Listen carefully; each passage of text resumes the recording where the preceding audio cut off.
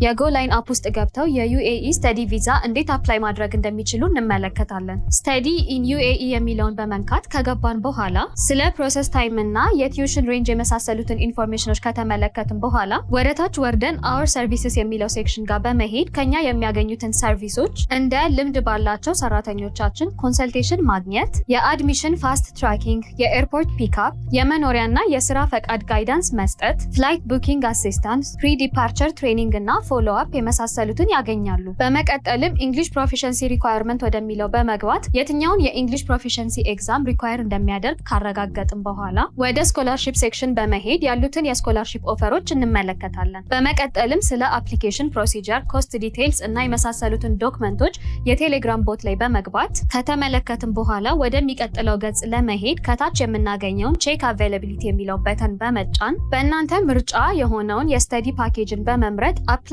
ነው ብለው ፕሮሰሱን መጀመር ይችላሉ።